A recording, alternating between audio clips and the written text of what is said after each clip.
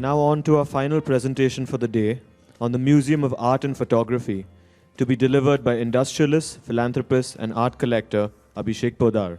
Welcome, Mr. Podar, and over to you. Good afternoon, and thank you for inviting me to speak here today. Bangalore has emerged as one of the most cosmopolitan cities in India. The central Bangalore district remains the heart and lungs of the city, with parks, museums, and shopping districts within walking distance of each other. I moved here almost 30 years ago and have seen the city change and develop in front of my eyes. With a city that remains in constant flux, we are now at the threshold to use culture to make Bangalore a cultural and tourist hub, a soft power that most of the smart cities in the world use very effectively. Around 10 or so years ago, I began being approached by museums in the West who wanted to borrow artworks for exhibitions or who were looking for donations of art for their collections. While this was exciting for me, as it showed that institutions abroad were looking very seriously at India, it also slightly bothered me. I felt uncomfortable that so much seemed to be happening outside of our country, while so little was happening with museum shows here at home. It also bothered me that whilst our museums had great collections, they were largely underutilized and sadly mismanaged, mostly due to a lack of funds. And I found myself most looking forward to going to museum shows on my trips abroad about Indian art. I also realized then that I had the opportunity to change things, and it was with this thought in mind that the idea of MAP was born.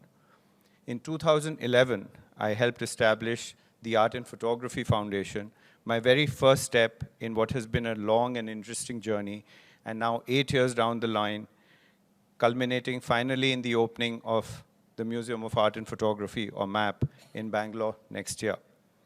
One of the primary motivations behind founding MAP was the recognition of a real need for private citizens and enterprises to work proactively towards bettering the cultural landscape instead of simply just waiting for the government to do it. To briefly introduce you to the project, MAP's building, currently under construction, is set to open in end of 2020. Designed as a 44,000 square feet facility in the heart of the city, it's going to be spread across 6 floors, housing multiple galleries, an auditorium, a library, a multimedia space, a sculpture court, a conservation lab, a classroom, visual storage space, a museum store, a members lounge, and a cafe.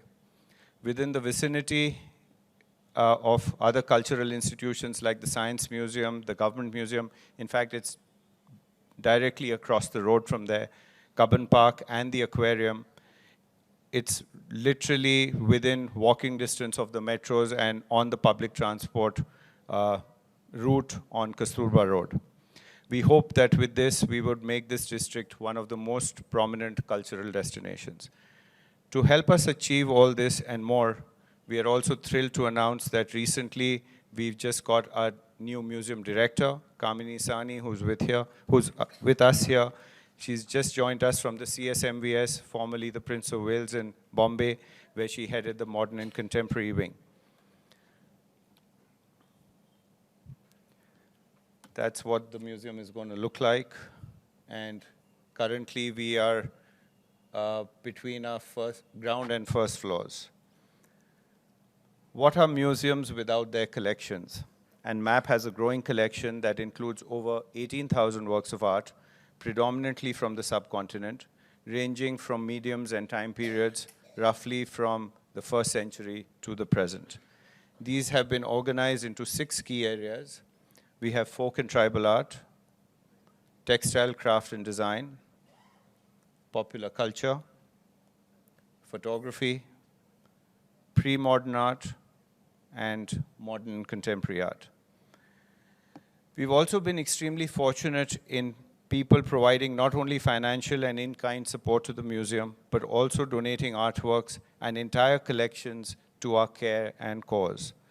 We were recently the recipient of a major gift of Asian jewelry traded along the Silk Route from American collector Barbara Kipper, who has gifted other parts of her collection to the Met, the Asian Art Museum, and the Art Institute of Chicago. For us at MAP, we see this as repatriating a collection to the site where many of its pieces were originally created or collected, thereby allowing Indian audiences to experience their splendor of the artistic and cultural heritage that we had. Jerry Rao, another big donor to us, former CEO of Citibank and the founder of Emphasis, he chose MAP to donate his entire collection of modern and folk art. We are now also home to the collections of Jyoti Bhatt, T.S. Satyan, and the Studio Suhag archives, which have enhanced our photography collection. Motivated by a belief that museums should play a positive role in society, our vision is to serve as a catalyst of change in this sector and to facilitate greater public exposure to the important cultural history of the visual arts in India. This really reads CARE, which is what we stand for: conservation, accessibility, research, and education, all driven by technology. These principles, in a sense, seem to encompass MAP's larger aims. MAP is being modeled upon the idea of preserving our artistic heritage for future generations, and thus, in partnership with Tata Trust, we've set up a state-of-the-art conservation center for the museum. The Conservation Center will become the hub for conservation and restoration needs of our region, working not only on MAP's own collection, but those of other museums and private collections in South India. Our training programs ensure that our team is up to date with the latest knowledge in this field and thus providing the best treatment to objects in our care. We have set up a temporary lab until our museum is built, and it's already functional. MAP also hopes to become one of the most accessible museum sites in the country. We think that merely having a building that can welcome visitors with a disability is not enough. MAP aims to break down barriers in the perception of who museums really are for. Over the next few months, a primary task will be focusing on building relationships between MAP and NGOs and groups of people who work with people with disabilities to ensure that they are aware of the opportunities and can contribute to the shaping of our programming and services to cater to their needs. We've been able to do this through a generous grant of 10 crores from Emphasis, and we believe that inclusion needs to be championed in mainstream spaces and not just in corridors of isolation. At the very heart of the museum is its role as an institution of learning, and it is MAP's desire to improve scholarship in the arts and culture by facilitating serious research through its exhibitions, publications, and support of new studies. MAP has been proactively building relationships through an active loans program, which include institutions both in India and abroad, some of which are the KNMA, the Piramal Museum of Art, the NGMA, the Tate, and most recently, the Met. We've also been one of the few institutions that have been invited to the first ever Museum Biennale to be held in India at the Bihar Museum next year. MAP's strategies for moving beyond its four walls and connecting with new audiences include creating satellite venues. The MAP project space in Fort Kochi, for instance, has been a venue at the last two editions of the Kochi Museris Biennale. In 2018, we had commissioned the French artist Georges Rousse, whose work you see here, to create his unique installations in the space, which was featured as a collateral exhibition. His installations were particularly popular and effective in facilitating visitor interaction through social media networks and especially Instagram. These are some of the images that people had tagged us on. In today's time, museums have to accept the participatory nature of the audience who wants to share their experiences and updates with their social network and in a way that ensures that our efforts reach a wider audience. The last of our founding principles, education, is our most important and key to MAP's ambitions in increasing audience and public engagement, creating awareness of our cultural heritage, and to help shape a generation to become more aware of our visual culture. To this end, for the last 2.5 years, even prior to the beginning of the construction of our building, we've been conducting specially curated and designed exhibition cum workshops for children. Now, this year we have 125 workshops planned, aimed at all age groups and even for corporates. Also, with the view of building awareness, we've been organizing free public talks and lectures by prominent historians, academics, and practitioners from the arts and culture fields. It is apparent that technological initiatives have to be a significant strategy for any museum to engage with 21st century audiences. Museums in the West are doing amazing things in this field, and we've been extremely inspired by some of them. A great example is the Art Lens wall at the Cleveland Museum, for those of you who've seen it. A 40-feet interactive, multi-touch microtile wall that displays all the artworks on view in real time and allows visitors to browse curated views of the collection and create their own tours. A similar experience should be possible at MAP, besides which we already have a holographic table, which you see there, which allows us to showcase our three-dimensional works from the collection. It allows for virtually curated exhibitions, as well as highlight artworks on loan from other museums and not on display at that time. For a museum dedicated to the city of Bangalore, it's only apt that we adopt the latest technologies, not only from India, but from what the world has to offer. We are also very fortunate to be working with many of the leading tech companies who've come forward to partner with us.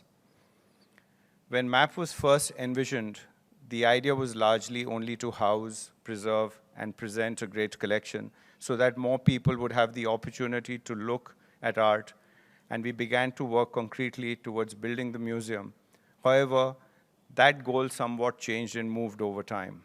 According to the annual report of 2017, delivered by our Ministry of Culture, many of India's government-run museums, despite extremely low ticket prices, recorded under 1 lakh visitors per year on average. In stark comparison, museums in the West with much higher ticket prices have been drawing millions of visitors annually for years. Just some examples: the British Museum that year had 5.9 million visitors, the Tate 5.6, the MoMA 3 million, and the Louvre 8.1 million. But what if we don't look at the most visited museums in the world? The Ashmolean Museum of Art and Archaeology, which is a university museum, received 900,000 visitors that year, while the Kelvin Grove Art Gallery in Glasgow received more than 1 million. And let's also keep in mind that Glasgow has a population of just over 500,000 people. And to contrast that to Bangalore, which has over 8 million people, more than 8 times that number, on the same year, the NGMA here saw 39,000 visitors. How do we account for this seeming disinterest in museums in India, especially when we have some of the most crowded cities in the world? In fact, it seems to me that our least crowded spaces in our Indian cities are our museums. Cities around the world have adopted the soft power of art to establish their global identities. Look at the Middle East, for instance, where Qatar and UAE have led museum projects that have not only star architects behind them, but world-class collections and technology.